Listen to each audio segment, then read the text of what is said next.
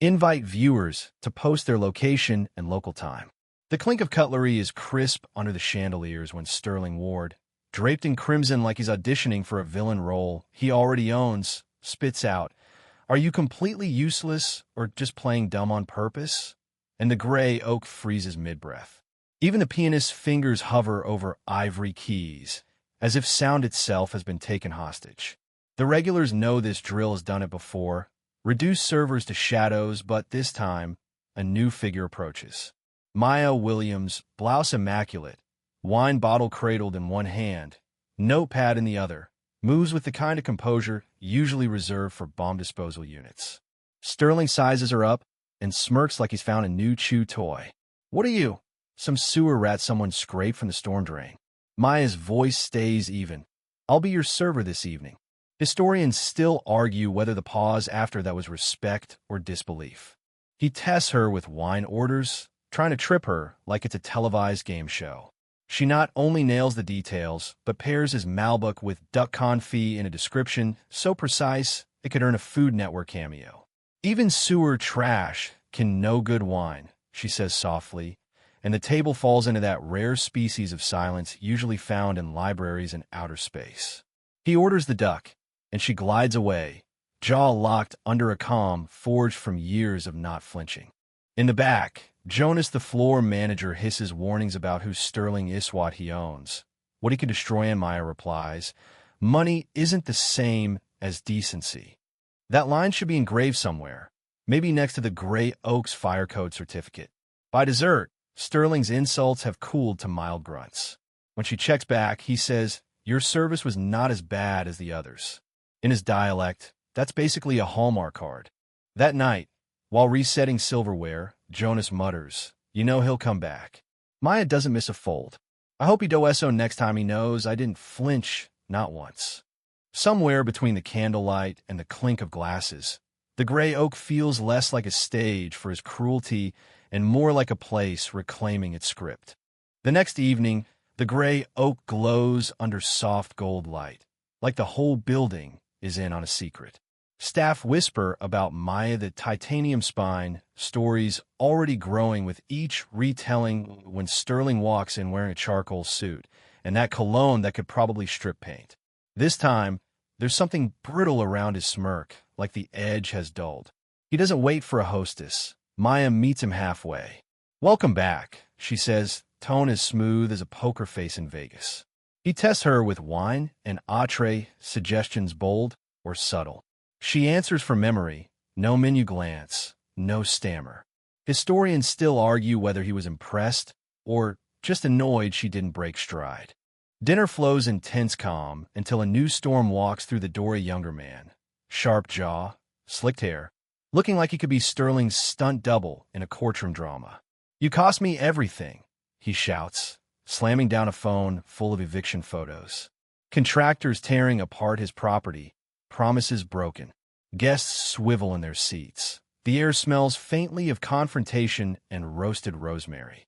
Maya stays still as Roland Hale, the Gray Oaks owner, steps in with the kind of steady voice that's calmed worse situations. "There are legal ways," he tells the newcomer, Aaron, "but the damage is done." Sterling is left sitting, fingers trembling just slightly on the stem of his wine glass. When Maya brings the check, he admits in a near whisper, "Money doesn't protect you from consequences." She answers gently, "It doesn't protect you from being seen either."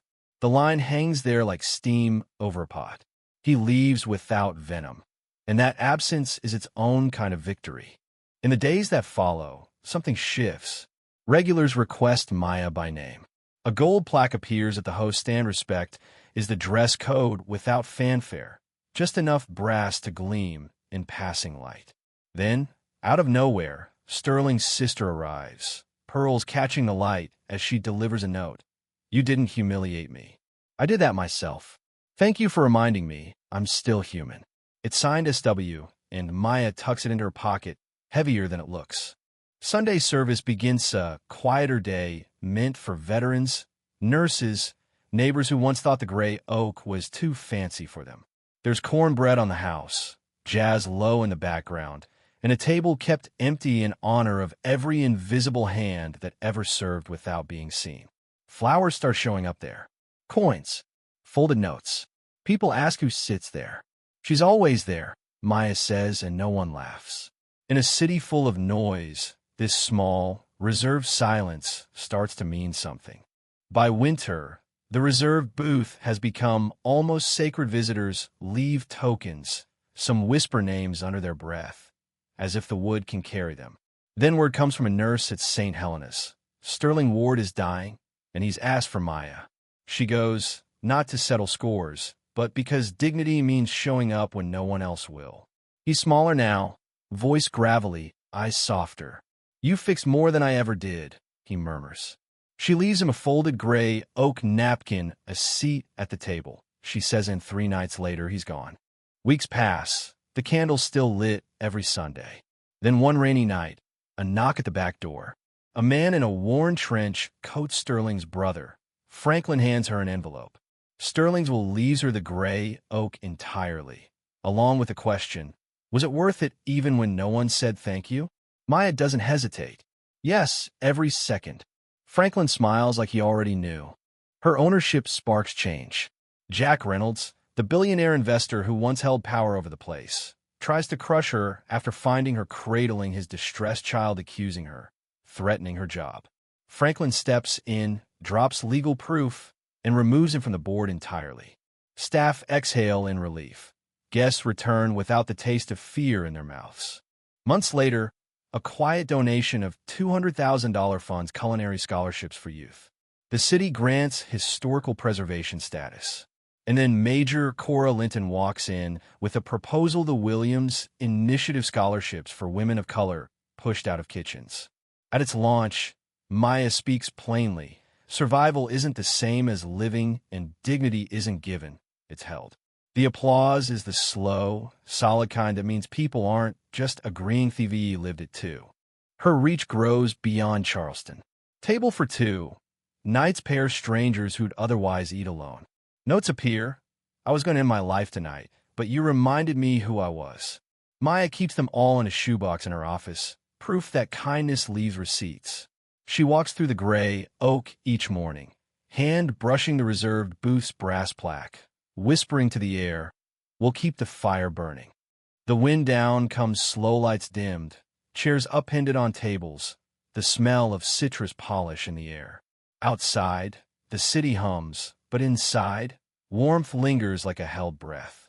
The candle at the booth flickers steady, casting a thin gold halo over the napkin she left Sterling, over the flowers left by strangers, over a space that's both empty and full. Maya leans against the bar, shoulders loose, knowing tomorrow will bring new guests, new stories, and maybe one more person who didn't know they belonged until they sat down here. And as she turns out the last light, the gray oak doesn't feel like a restaurant at a lit, feels like a promise kept. The pace eases now, the energy settling into something soft and steady. Outside, the street lamps spill a muted glow across rain-darkened cobblestones, and the air carries that faint salt tang from the harbor. Inside, the last traces of the night cling gently, the echo of a laugh, the subtle sweetness of bread, pudding still cooling in the kitchen, the polished wood reflecting tiny pinpoints of candlelight. Maya moves slowly through the room, her fingertips trailing along the back of each chair as though reacquainting herself with every seat, every story it has held. There's no rush. The work is done, but the space asks for one last glance, one last quiet stewardship before it's left to rest. The reserved booth glows faintly under its single candle, the flame swaying ever so slightly in a draft that smells faintly of citrus oil and rosemary. It's not bright, not bold, just steady, as if it understands its job isn't to dazzle, but to endure. She straightens the napkin there, checks the brass plate with its few chosen words, and lets her hand rest for a moment longer than needed. At the door, she pauses, looking back at the room with the slow inhale of someone who has learned how rare it is to feel at home in a place they've built from both defiance and care. The gray oak, in its stillness, holds the memory of every voice raised and every silence broken, a testament in linen and wood and light.